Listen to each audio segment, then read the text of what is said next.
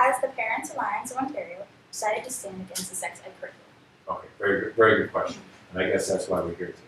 So the first thing I'll mention is that the Parents Alliance of Ontario, we believe actually in sex ed in the schools, okay? But we don't believe in this particular curriculum, and that's the fundamental issue. And as you've seen in the newspapers and various media reports, of course, and some protests downtown at Queen's Park, there is a wide range or a spectrum of parental views on sex ed in the schools. Some groups do not want any sex ed, and others believe that this curriculum is excellent. So we believe in sex ed in the schools, but we just see that there's some very serious issues with this particular curriculum. All right, so first of all, I think we can group those into two main areas. Number one is the contents of the curriculum itself, and secondly, the way that it was introduced. So perhaps what I'll do is I'll mention the second one first, Yes. okay? So the Ontario government promised parents when they were going to introduce sex ed that they were going this curriculum, the sex ed curriculum into the schools. They promised that we were going to consult with parents, and so they said that we're going to do that, and they sent out this questionnaire survey to 4,000 parent council chairs of parent councils across schools in Ontario, and I said that is consultation, but in fact, we had members of the Parents Alliance of Ontario who actually participated in that survey, and it's a very general sort of, do you agree in educating, these kind of statements that really provided no way of good feedback in terms of development of the curriculum. So it was a general statement, so we said, okay, where is this where is this consultation, where is the opportunity for parents to provide meaningful feedback into this curriculum? Nowhere. Okay, and so this was a problem for us right from the very beginning, because we saw it as a very top-down sort of imposing on parents and not recognizing the role of parents in the education of our children, and our responsibility and our right to provide a basis for that education. So the implementation of it was a problem in the first place. But the main issue that we really have is the content of this curriculum. So number one, the age inappropriateness of some of the information that's being delivered to our children. So we have a situation where even as young as 6-year-olds are very detailed body parts, physiology of human anatomy are being taught to kids.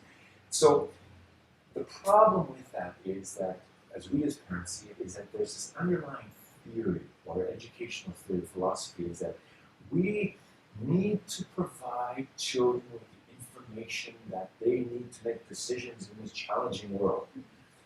But parents believe that we have a right, and in fact a duty, to protect our children from some information that we believe as their parents they are not ready to receive. What was your initial reaction when you saw or read what was in the curriculum, the sex ed curriculum? Well, actually, I felt very pleased about what I read. I think that it addresses a lot of the concerns since the last curriculum was written.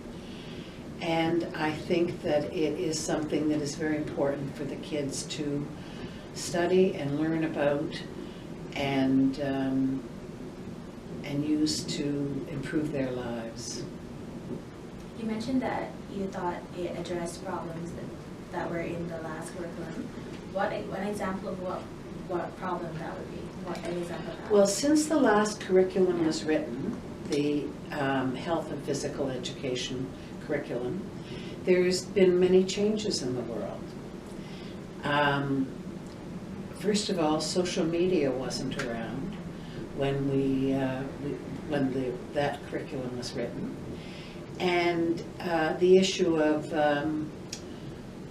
inappropriate behavior on social media is something that the students really need to learn about. They need to learn about sexting. They need to learn about the dangers of the internet and the possibilities of the internet as well. That was one of the things that was different. But we've also approved same-sex marriage in Canada since that curriculum was written. And there were a few other things that were very different. I just can't remember them right now, but there, yeah. So, the Ontario government's argument for the sex ed curriculum, one of their main arguments that I've seen quite often is to keep children safe in light of changes in technology since the late 1990s, including the advent of social media and the widespread use of cellular devices. So, I wanted to know what your thoughts are on that. Like, do you think social media is a concern for children in regards to broadcasting themselves, especially in regards to news and things like that? I believe that social media is a concern, and these topics should be addressed in sex education from a perspective that parents don't have a problem with. I do believe that the government is lying.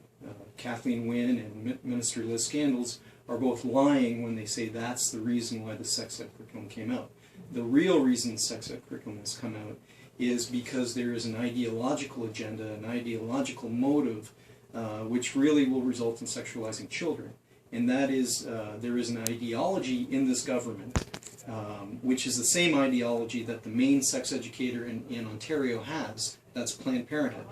And Planned Parenthood, and specifically Planned Parenthood Toronto as the main consultant with whom the government worked to write this curriculum, as well as Ben Levin, the convicted child sexual predator who's now behind bars, was the former deputy education minister, and he's now behind bars for pedophilia-related crimes and child porn-related crimes. There is a worldview held by these major developers of the sex ed curriculum, Planned Parenthood and Ben Levin, that that children are sexual beings from birth, and that the role of education is to liberate them sexually, to help them discover their sexual rights, to help them discover that they have the right to express themselves sexually with whomever they want, whenever they want. That's the real purpose of the sex ed curriculum.